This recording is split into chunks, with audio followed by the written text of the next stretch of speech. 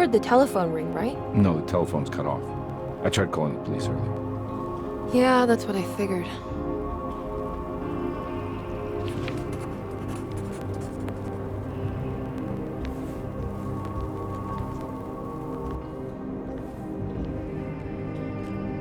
Hey, Mr. Carnby? What? Nothing, right? It's a closet? That's right, Detective. I'll see you later. I have to finish this. You're going inside the closet? I know what it looks like, but I can't explain it, much less justify it. All right. You do what you have to do, miss. Goodbye, Detective.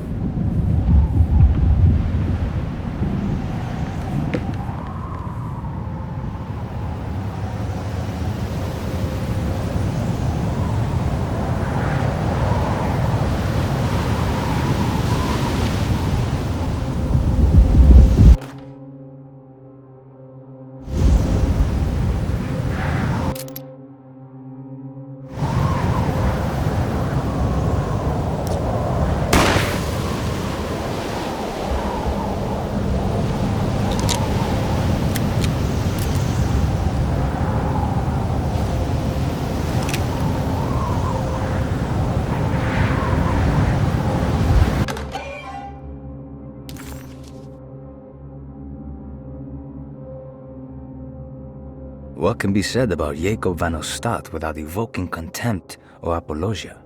The first piece of information is the obvious. He is not the explorer Jeremy idolized in his youth, but the figment of his imagination. If you want biographical facts, I am not the one to answer such questions. In the case of Jeremy, he is a guardian of imagination, or rather a persona appointed the role of containing a self-sabotaging mania. However useful Jacob once was, his loyalty to Jeremy has slowly been replaced by fanaticism. Like a firekeeper who has for decades been burnt by his own sacred flames, now does what he imagines the fire wants.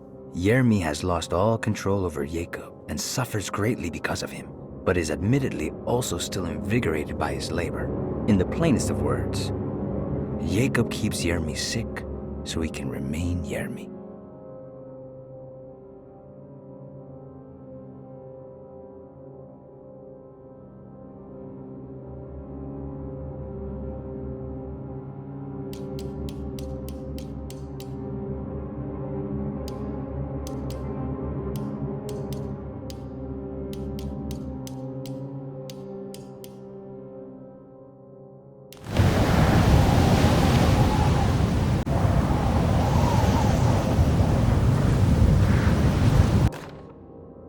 We found the ancient stellarium perched on a cliff facing the Arctic Ocean after a day of sailing due north of the Eskimo encampment.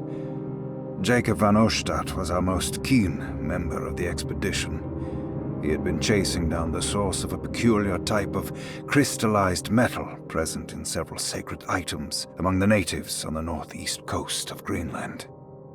The site was a remarkable find for any explorer, and we were all enraptured in our search for enlightenment and meaning. The surviving architecture seemed almost unearthly in origin and astonishingly sophisticated. The metal Jacob was searching for was abundant, almost ubiquitous. We were so taken by our find that we were surprised by the sun falling below the horizon. As we quickly picked up our gear, ready to head back to our camp, Jacob van Ostad declared that he wanted to stay. He was adamant. We begged him to reconsider. The night would be getting colder by the hour, and we feared for all our safety. Jacob refused, threatening us with violence if we wouldn't leave him alone. As the snowfall turned heavier, we left him there on his own. The next day, the weather became worse, and we had to spend hours enforcing our shelter as our tents became increasingly useless. The group had written off Jacob, thinking he must be dead.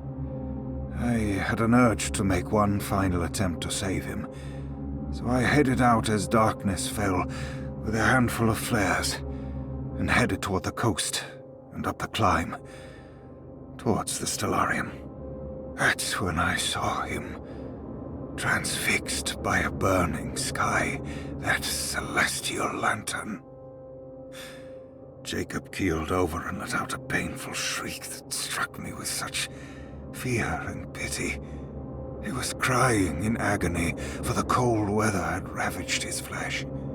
I called out to him, and he turned to face me. His vacant stare held me in place like a needle through a butterfly, and he said, "You must leave now, Herstan.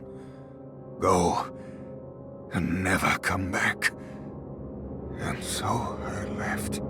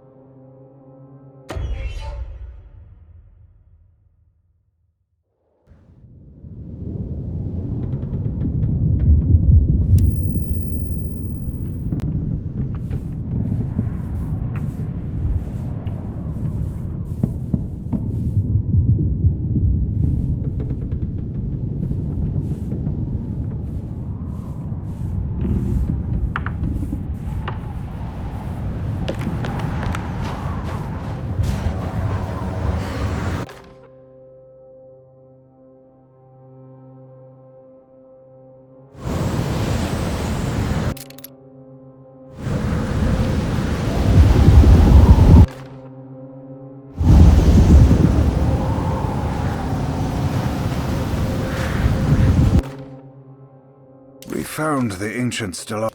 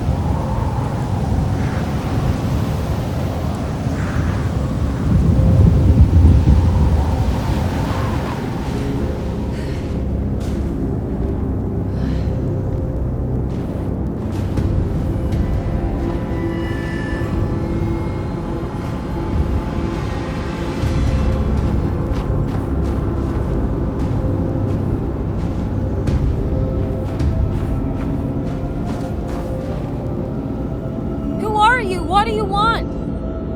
Emily! You should not have come! Hey, we can talk about this. It's too late for that! It's too late!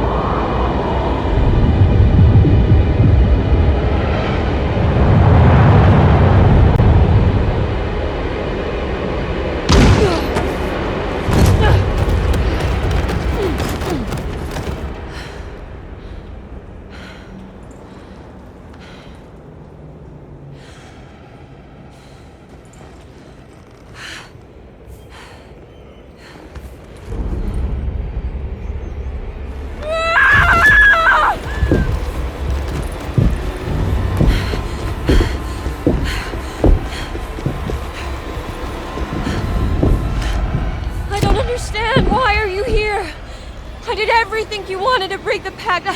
What else can I do? Wait, it did work. That's why you're coming after me. You're in my head now. In that case, I hope you enjoy your stay.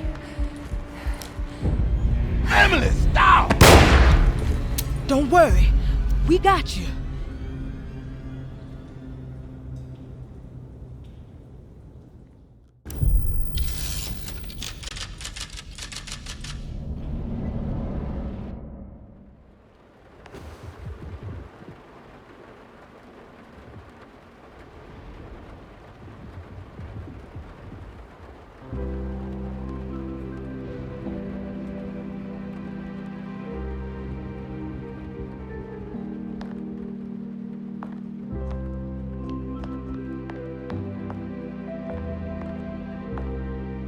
Are you alone? Or is he in there with you? Miss Hot, what is up? Heard you almost painted the foyer with your own blood and guts. Good to see you still in one piece. Stick around, will you? It's going to be an exciting night.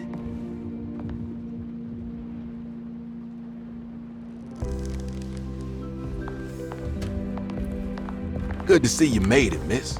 And all that ruckus, Lotta gave you a healthy dose of that sleeping juice. Wasn't sure you'd be waking up again. What happened? You had a psychological breakdown. Tried to shoot yourself. Sorry for the manhandling, but we just wanted to save you. You also stabbed Jeremy in the eye. Is he alright? He's a little strange, but everything else is back to normal. Really? I broke the pact? I don't know what you did, but it worked. Let's see you standing up, miss.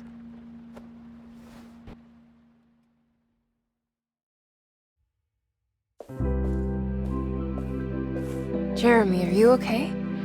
I'm so sorry for hurting you. How can you ever forgive me? Emily, I missed you so. I do hope you'll stay with me for a while. Uncle, what's wrong? Is it anesthesia? He seems so meek. I wish that was the case. It turns out that you managed to lobotomize him. It's actually quite impressive considering your technique. This is permanent? You sacrificed a piece of his mind to save the whole. It's a little like treating a bad knee by cutting off the leg. It's blunt, but it works. That's terrible. Perhaps. But at least he won't suffer anymore. Do you remember the Dark Man, Jeremy? Ah, yes. Where did he go? I hope he is doing all right. You see? With a violent stab, you made any future treatment quite redundant. I assume you will be bringing him with you back to New Orleans. I will. I just need to find Detective Carnby.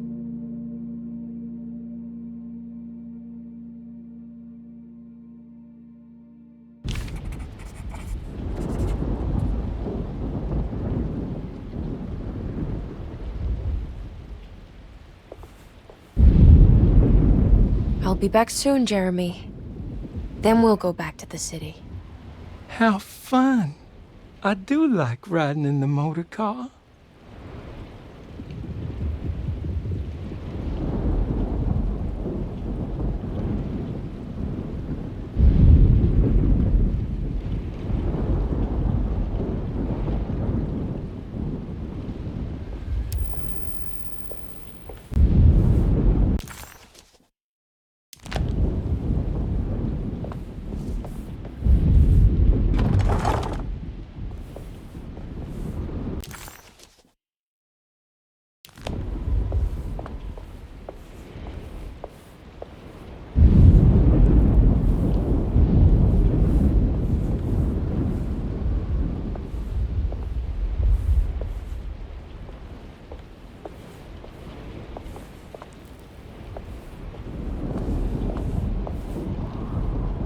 Well done, Miss Hartwood. You officially made Derceto the dullest place in existence again. Oh, thank you. Happy to be of service.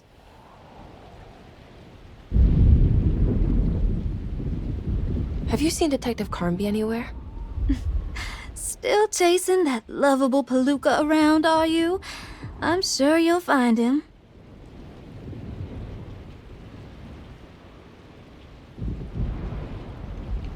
Can I write to you when I get back to town? You are too sweet, Miss Hartwood. I'll look forward to reading all about your tedious routine.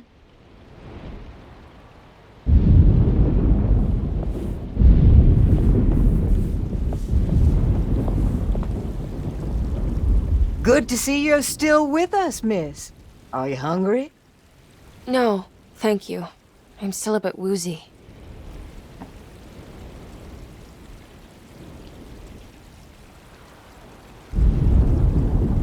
Ooh, is that gumbo? I make it every year. We set up a little feast by the wishing tree and start a new year together. Have you seen Mr. Carnby? I haven't seen him for a while. Maybe he left.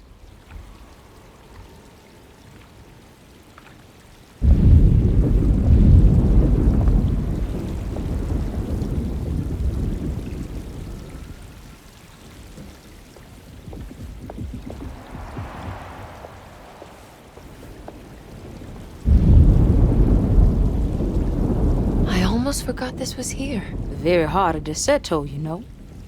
Almost time to call on her.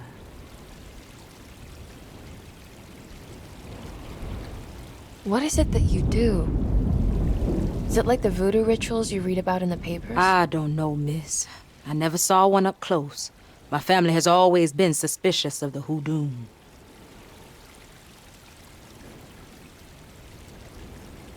You haven't seen Detective Carnby, have you? No, and I hope he stays away. I don't think he would understand what is about to happen here.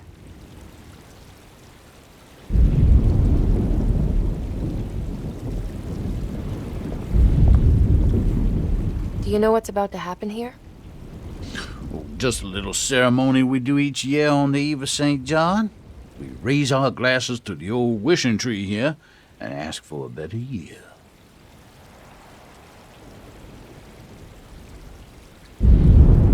Is it all for show? Or do you actually believe the tree can help?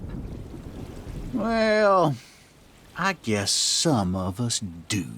I mean, Lottie and Mags are pretty invested. Taking it a little too far, you know.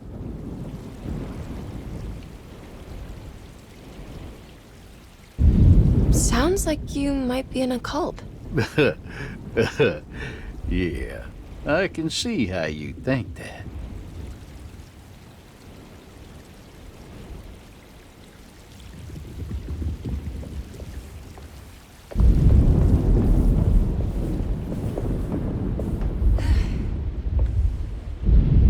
Is there any chance he'll relapse back to his previous condition? None at all. He is forever cured from all worries and other difficult feelings.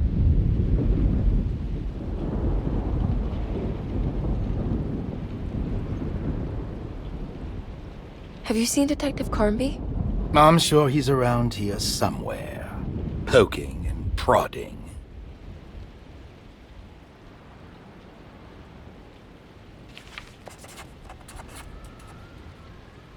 Emily reluctantly accepted the bittersweet end to her journey.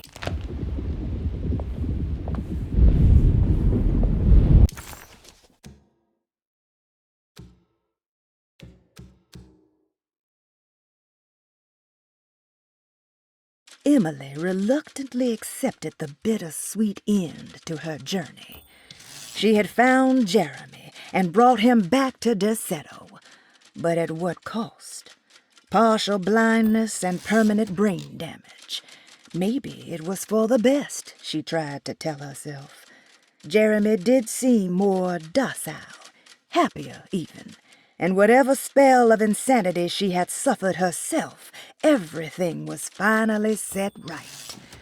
It was time to find Detective Carnby and head back to New Orleans.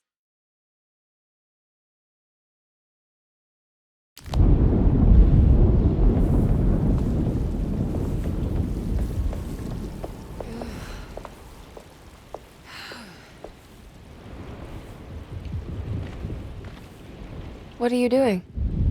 Preparing for the ceremony. This time she will come.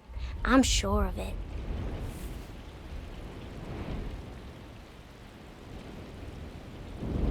Who's coming, Grace? The Black Goat of the Woods, the mother of 1,000 young.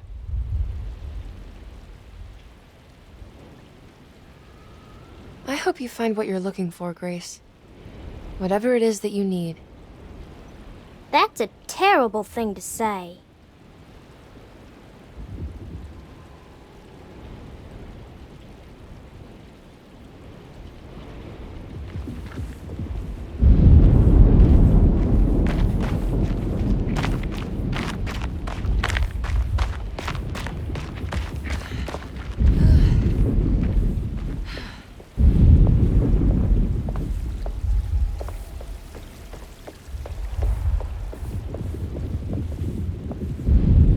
Looks like a storm's coming. Radio says it could get real bad. Floodings and such.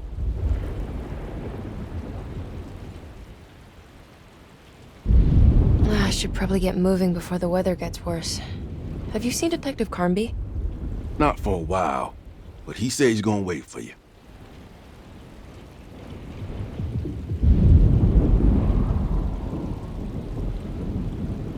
Take care, Baptiste.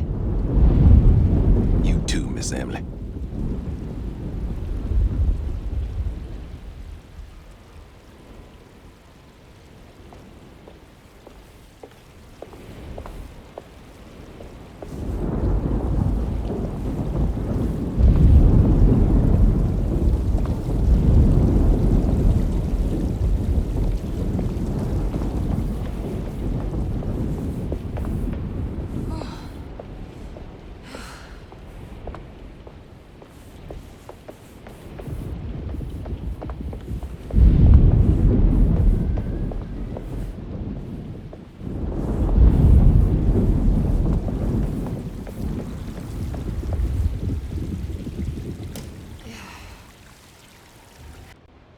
Everyone knows what to do?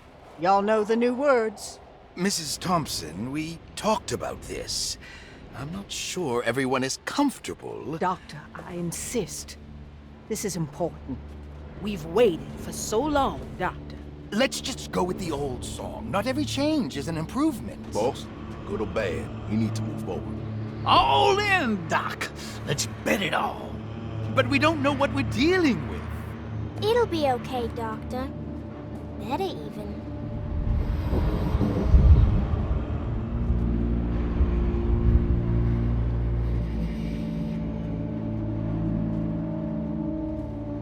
Ever their praises and abundance to the Black Goat of the Woods. Hear us, Mother. Take pity on us. Take pity on us.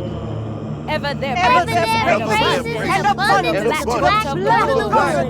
Ever Hear us and take pity on us. Take pity on us. Hear us, Mother. Ever their praises and abundance to the Black Goat of the Woods. Hear us, Mother, and take pity on us. Take pity on us. Accept our sacrifice.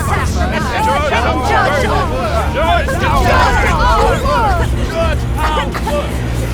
What are you doing? This is madness! This here's what needs to happen. She's just a child!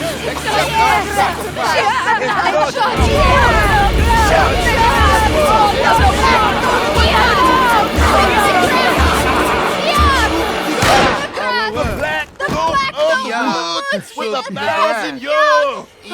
Edward! Get out, Emily! We're leaving! No! There has to be a sacrifice! No!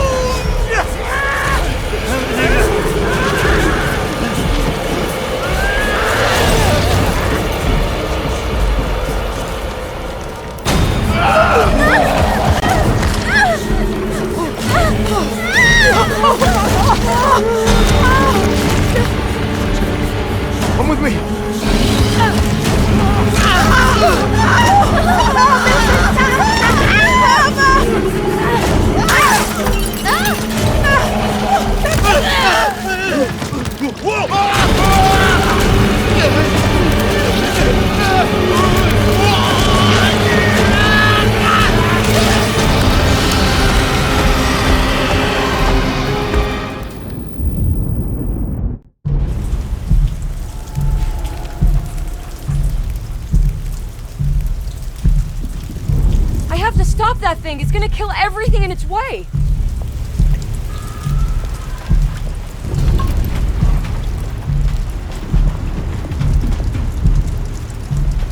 No, Ruth, no. Get yourself together, Emily. You have to finish this.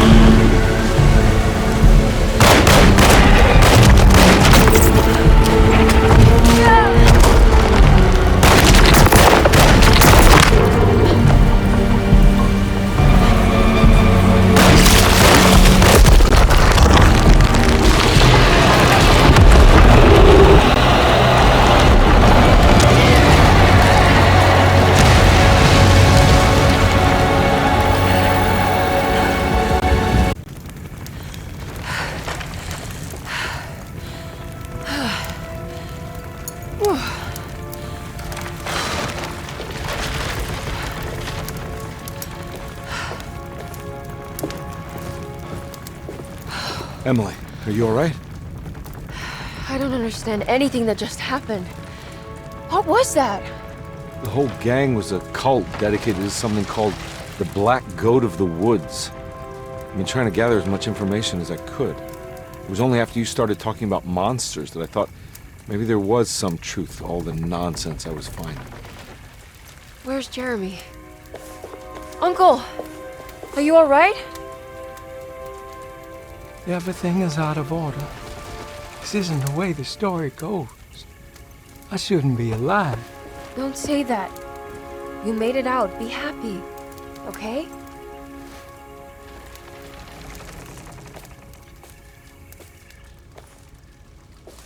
Hey, kid.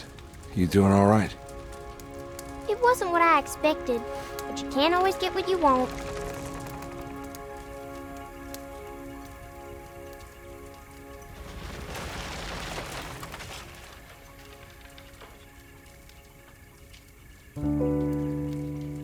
Alright, you ready to head back to New Orleans?